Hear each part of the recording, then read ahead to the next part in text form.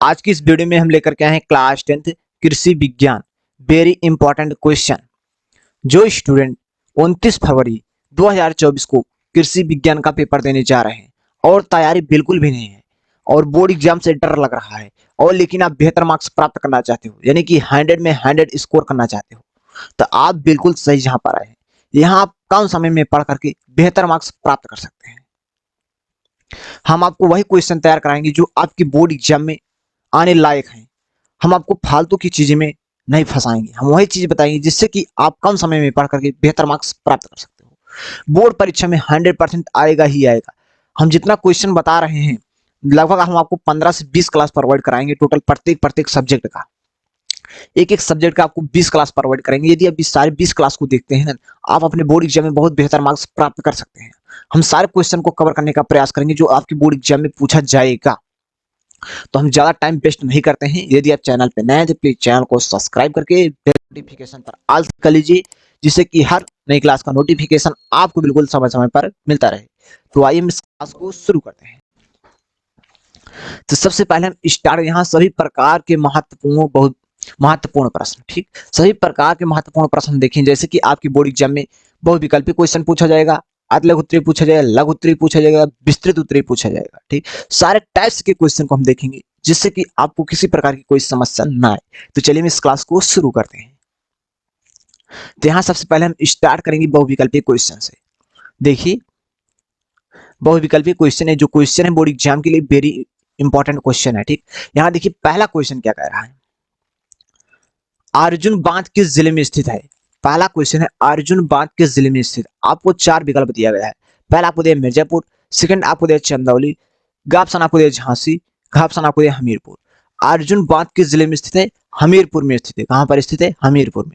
इसमें आपका घ ऑप्शन राइट है। चलिए हम क्वेश्चन नंबर 2 को देखते हैं। देखिए क्वेश्चन नंबर 2, उत्तर प्रदेश में सिंचाई का पुराना एवं सस्ता साधन है।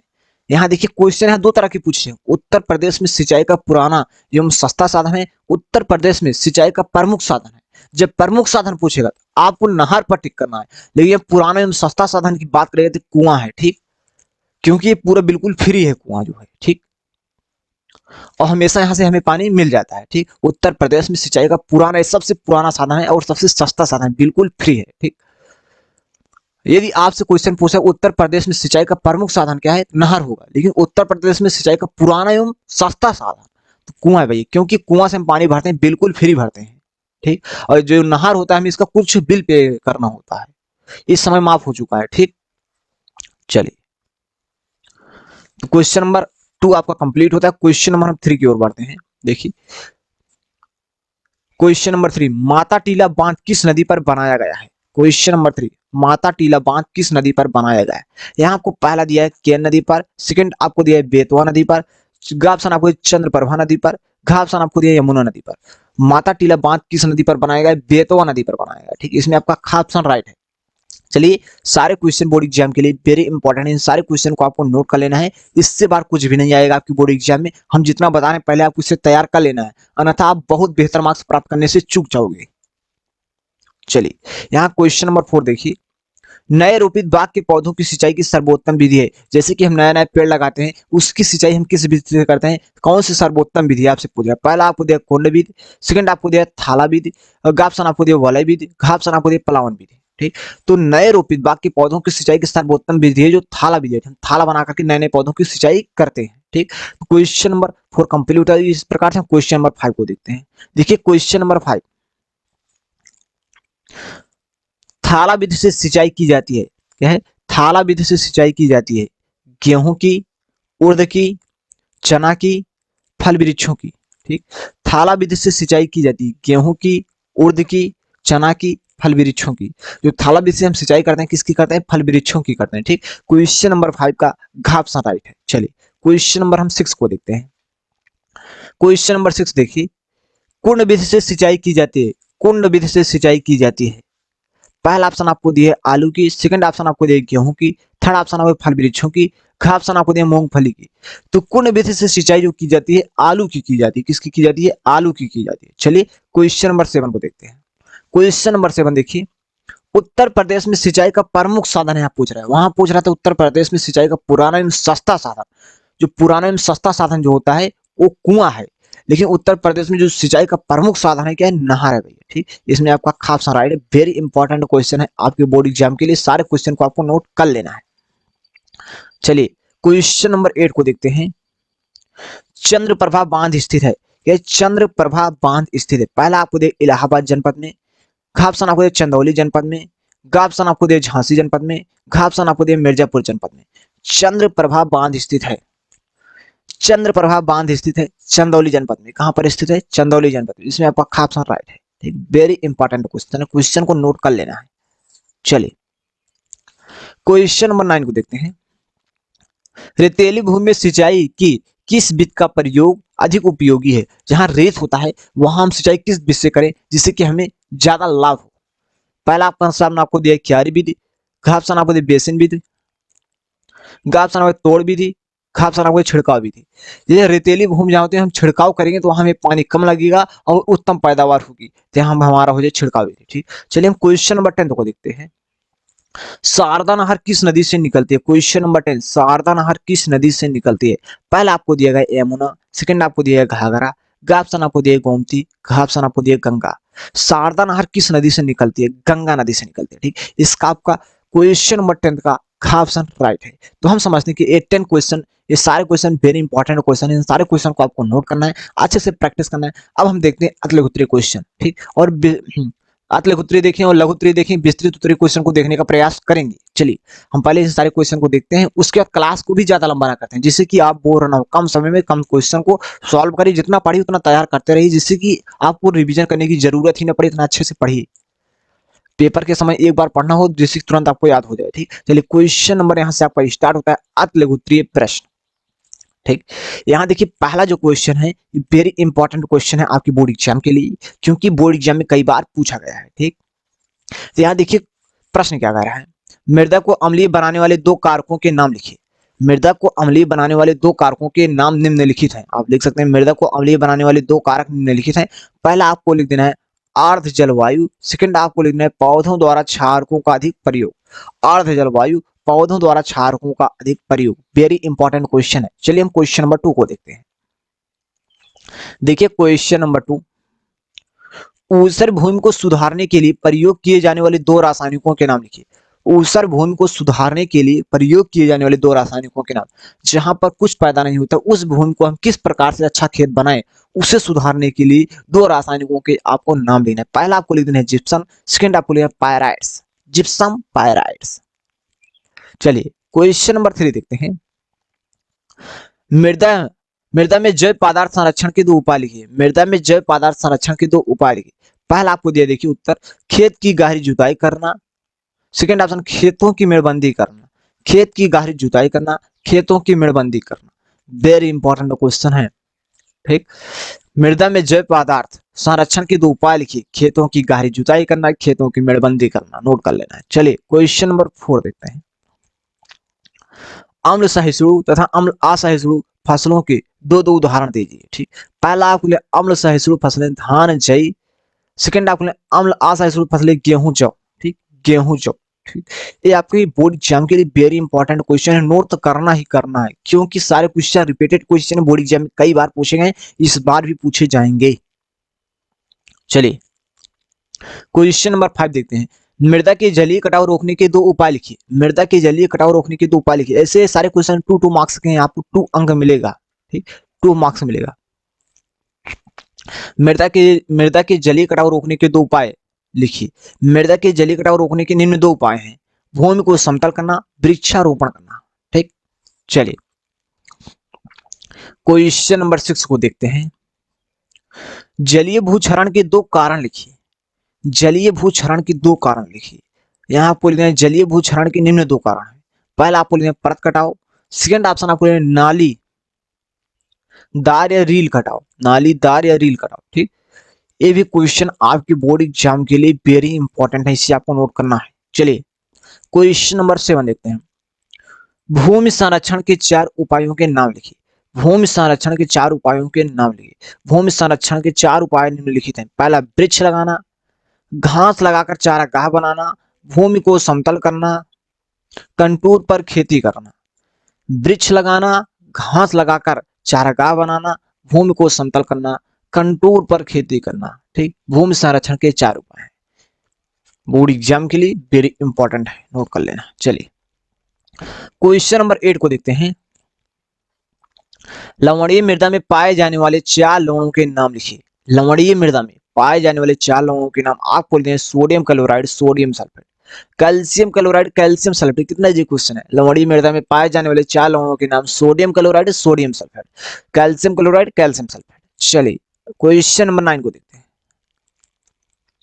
अम्लीय मृदा में पाए जाने वाले लवणों के नाम लिखिए। अम्लीय मृदा में पाए जाने वाले लवणों के नाम आपको लिख देना है। एल्युमिनियम, एल का मतलब होता है एल्युमिनियम, एफ का मतलब होता है आयरन, आयरन, Mg का मतलब होता है मैग्नीशियम यानी कि मैग्नीज। चलिए क्वेश्चन नंबर 10 को देखते हैं। क्षारण अवरोधी 3 फसलों के नाम लिखिए। क्षारण अवरोधी 3 फसलों के नाम। क्षारण अवरोधी फसलों के नाम चना, मूंग, उर्द, मूंगफली। आपको लिख देना है। 4 फसल के नाम मैंने बता दिए, चना, मूंग, उर्द, मूंगफली। वेरी इंपॉर्टेंट क्वेश्चन है, 2 मार्क्स देगा आपको सारे क्वेश्चन। ठीक, चलिए आपको 20 अंक के 20 बहुविकल्पी क्वेश्चन पूछे जाएंगे और 2 मार्क्स के 10 क्वेश्चन पूछे जाएंगे। आपको टोटल यहां से 20 मार्क्स मिल जाएगा और आपको 4 मार्क्स के 4 क्वेश्चन पूछे जाएंगे, यहां से आपको 16 मार्क्स मिल जाएगा और 7 मार्क्स के 2 क्वेश्चन पूछे जाएंगे, यहां से आपको 14 मार्क्स मिल जाएगा। तो यहाँ 20 20 40 14 16 30 यानी कि 70 मार्क्स आपका इस प्रकार से कंप्लीट हो जाएगा। चलिए यहां से स्टार्ट होता है आपका लघु उत्तरीय प्रश्न, वेरी इंपॉर्टेंट क्वेश्चन। देखिए प्रश्न क्या कह रहा है।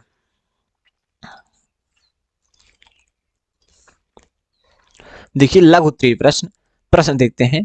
सिंचाई की ड्रिप विधि क्या है। आपसे कह रहे हैं सिंचाई की ड्रिप विधि क्या है। ड्रिप विधि क्या होती है आपसे पूछ रहा है। इसके 3 लाभों का उल्लेख कीजिए। क्या, इसके 3 लाभों का उल्लेख कीजिए। हम इसके लाभ भी बताएंगे और इसके हानि भी बता देंगे आपको। चलिए यहां देखिए, ड्रिप या टपकेदार सिंचाई विधि, या आपसे ड्रिप विधि पूछे या टपकेदार सिंचाई विधि पूछे, दोनों एक ही चीज है। ठीक, तो यहां देखिए प्रश्न क्या कर रहा है। इस विधि में जल पौधों की जड़ों में सीधा बूंद बूंद के रूप में पहुंचाया जाता है। प्रत्येक पौधे के पास पीवीसी पाइप लगा होता है जिसका संबंध मुख्य पाइपलाइन से होता है। ठीक, इस विधि में जल पौधों की जड़ों में सीधा बूंद बूंद तक पहुंचाया जाता है, क्योंकि किसके माध्यम से पहुंचाया जाता है, पीवीसी पाइप के थ्रू पहुंचाया जाता है जिसका संबंध मुख्य पाइप से होता है। ठीक, और ड्रिप सिंचाई से लाभ में, यहाँ आपसे 3 लाभ पूछ रहा है, यहाँ आपको लिख देना है। इसमें जल हानि कम होती है। जब पाइप के थ्रू सीधा जड़ के पास पानी पहुंचेगा तो पानी की बचत होगी। ठीक, इससे जल हानि नहीं होता। ठीक, इसमें जल हानि कम होती है। कम पानी वाले क्षेत्रों के लिए उत्तम है। जहां पानी कम है वहां के लिए यह सिंचाई बहुत ही उत्तम है। पानी के साथ उर्वरक व दवाई मिलाई जा सकती है। अब जैसे पीवीसी पाइप के थ्रू हम पानी पहुंचाते हैं जड़ तक, तो उसमें हम दवा मिला करके डायरेक्ट पहुंचा सकते हैं। कम पानी या कम उर्वरक प्रयोग करने से आर्थिक लाभ होता है। जैसे कि हम कम पानी उसके जड़ तक पहुंचा देते हैं और खाद उसके जड़ तक पहुंचा देते हैं, मिला देते हैं पानी में, इससे हमें आर्थिक लाभ होता है, इससे हमारी पैसा बचत होता है, इससे हमें ज्यादा प्रॉफिट होता है। ठीक, ये प्रश्न का मानना है। ठीक, तो प्रश्न का मानना नहीं, बिल्कुल सही चीज है। ठीक, सिंचाई की ड्रिप विधि क्या है, इसके 3 लाभों का उल्लेख कीजिए। मैंने आपको 4 लाभ बताए। ड्रिप सिंचाई से लाभ मैंने आपको 4 लाभ दिया है।